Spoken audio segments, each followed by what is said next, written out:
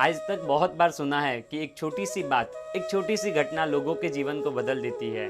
आज हम एक ऐसे ही कपल के बारे में बात करने वाले हैं जिनके सुखी संपन्न जीवन में एक अचानक मोड़ आया और जिसके कारण उनकी पूरी लाइफस्टाइल ही बदल गई। कैसे आया उनके जीवन में इतना बड़ा बदलाव, कैसे लिया उन्होंने लाइफ चेंजिंग डिसीजन, क्या था उनके जीवन का टर्निंग पॉइंट, जानेंगे इस वीडियो के माध्यम से।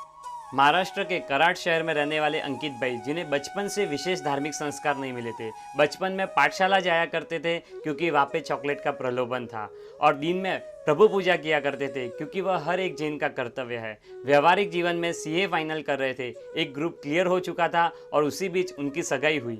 सगाई होने के बाद घूमने फिरने में ऐसे मशगूल हो गए कि व्यवहारिक जीवन में पढ़ाई को छोड़ दिया। जिनसे शादी फिक्स हुई वह रिनिका बेन, बेंगलोर के रहने वाले वेल एजुकेटेड गर्ल जिन्होंने मास्टर्स इन बिजनेस एंटरप्रेन्योर की डिग्री ली हुई है। साथ ही घूमने फिरने का और शॉपिंग का बहुत ज़्यादा शौक था। धर्म में मात्र संवत्सरी के दिन पूजा किया करते थे, पर्युषण के 8 दिन भी नहीं, सिर्फ संवत्सरी के दिन पूजा करते थे। आप समझ सकते हो किस तरह का उनका जीवन रहा होगा। शादी के 2 साल तक इनका जीवन इसी तरह चल रहा था। नई नई जगहों पर घूमना, सिनेमाज, रेस्टोरेंट्स, नेशनल एवं इंटरनेशनल टूर्स वगैरह करना। ससुराल में आने के बाद रिनिका बेन पूजा सेवा वगैरह अन्य छोटी बड़ी धार्मिक प्रवृत्तियों में जुड़ने लगे थे। इसी दौरान अंकित भाई के कजिन भाई ने जहाँ दीक्षा ली हुई है वहाँ उनके गुरु महाराज की निश्रा में उपदान तब होने वाले थे और यह बात रिनिका बेन को पता चली। घर पर उनकी 2nd एनिवर्सरी पर ऑस्ट्रेलिया एवं न्यूजीलैंड घूमने जाने की तैयारियां चल रही थी। तब रिनिका बेन ने कहा, शादी के 2 साल होने आए फिर भी हमने कोई धार्मिक अनुष्ठान नहीं किया है, क्यों न हम इस बार उपदान तब करें। यह बात उन्होंने अंकित भाई के कान में रखी और दोनों ने सहज स्वीकार किया और यहाँ से उनके जीवन का टर्निंग पॉइंट की शुरुआत होती है और कहाँ तक ये पॉइंट उन्हें लेके जाता है, जीवन में किस तरह का बदलाव लाता है, जानेंगे। घर वालों की अनुमति के साथ यह नवयुवान दंपति उपदान तप में जुड़ी।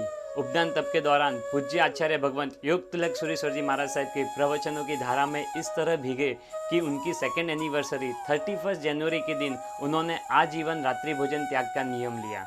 उपदान तप की पूर्णाहुति पर मोक्षमाला पहनने के पहले रिनिका बेन ने गुरु भगवंत से सहज पूछा, क्या हम संयम जीवन के योग्य है? और गुरु भगवंत ने सहज उन्हें कहा कि संयम जीवन की योग्य हो इसीलिए यहाँ पर हो। यह बात उनके मन में बैठ गई। गुरु भगवंत के इस वाक्य ने उनके जीवन में एक नई रोशनी भर दी थी। उनके मन में अब एक ही बात थी कि एक बार गुरुकुल वास में रहने के लिए जाना है। घर पर सभी फोर्स कर रहे थे सांसारिक जीवन में आगे बढ़ो, परंतु इनके मन में कुछ अलग ही चल रहा था। उन्हें अंदर ही अंदर गुरुकुल वास में रहने जाने की इच्छा हो रही थी। अंकित भाई अपने नए बिजनेस को एक्सपांड करने में 3 वर्ष बिता चुके थे और रिनिका बेन इसी दौरान धार्मिक पुस्तकें पढ़ने में और प्रवचन से अपने भावों को मक्कम कर रही थी। अंकित भाई के रोल मॉडल जो पहले फिल्म स्टार हुआ करते थे वही अब बदलकर धन्ना अणगार, सालीभद्र एवं जम्बू स्वामी हो गए थे। आखिरकार बहुत परिश्रम के बाद, अथाक प्रयास के बाद वह दिन आ गया जब दोनों जन साथ में गुरु भगवंत के पास गुरुकुल वास में रहने के लिए गए।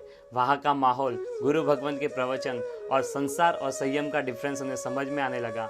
मन को मक्कम बनाया और संयम के लिए तैयार हुए। गुरु भगवंत ने अनेक बार परीक्षा भी की। अंकित भाई ने गुरु भगवंत को बहुत बार कहा था कि बिजनेस में जिस तरह जो चीज़ अच्छी लगे वह एडॉप्ट कर लेते हैं, उसी तरह पूरी दुनिया में सबसे अच्छी कोई चीज़ है तो वह संयम जीवन है, तो उसे हम क्यों ना एडॉप्ट करें। ऐसी बातें सुनकर गुरु भगवंत को भी लगा कि यह जीव मक्कम है, संयम के लिए योग्य है। घर वालों को मनाना ईजी नहीं था। इस कपल के लिए इतनी छोटी सी एज में दीक्षा लेना, शादी के मात्र 5 साल बाद दीक्षा के लिए तैयार होना और सबकी अनुमति लेना वो बहुत ही मुश्किल था। परंतु जब कहते हैं ना, पुण्य का साथ हो और अपना प्रयास अथाग हो तो कोई रोक नहीं सकता। उसी तरह उनके घर वाले बहुत ही कम समय में मान भी गए और आज उनकी दीक्षा होने वाली है। आज एक युवा कपल 30 वर्ष की भर युवानी में मात्र 5 वर्ष के वैवाहिक जीवन के बाद संसार के सभी भोग सुखों को लात मारकर प्रभु महावीर के पथ पर प्रयाण करने जा रहा है।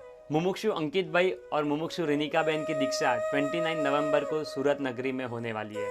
1-2 नहीं परंतु 75 दीक्षा एक ही साथ एक ही मंडप में होने वाली है। हम सभी इनके संयम जीवन विशुद्ध हो, निरतिचार हो और निर्मल हो, इसकी मंगल कामना करते हैं। द जैन फाउंडेशन के माध्यम से इस तरह के अनेक वीडियो आगे आते रहेंगे। इस तरह के अनेक वीडियोस देखने के लिए चैनल को सब्सक्राइब करना ना भूलें। धन्यवाद।